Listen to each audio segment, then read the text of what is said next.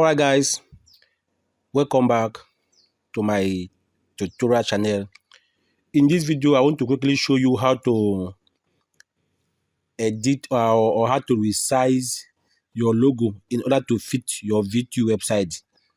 If you have already built your VTU website or installed VTU Portal Creator, I want to show you how to resize your logo so that it can fit into the required size of the VTU Portal. So now locate your file or your logo where you have it. Like we have it here, we have different logos here. Now this is the one I want to resize because it's very big. Now go to the picture as you have it, right click on it, click on edit. You can see edit here, or you can say open with paint. If you go to open with, you can see open with paint. You can see it here, but I want to use edit. It's the same thing. It will open the file for you. See how big this file is.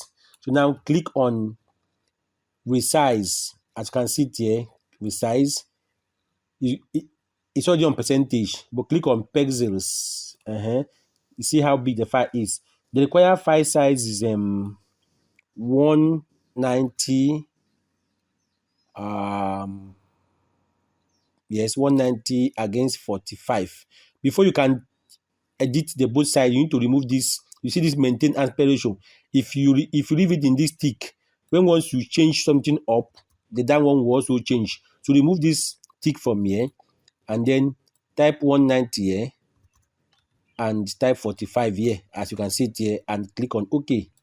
You see, the large file that was covering this screen is now small. It has become small. This size now, if you save it, whether JPEG or PNG, any one you want to save, just save it. As it has been saved now, if you use it, if you upload it in your VTU website or VTU Portal, the file will be okay. Don't upload any file bigger than this size, 190 by 45. Thank you for watching this video. Do have a lovely day.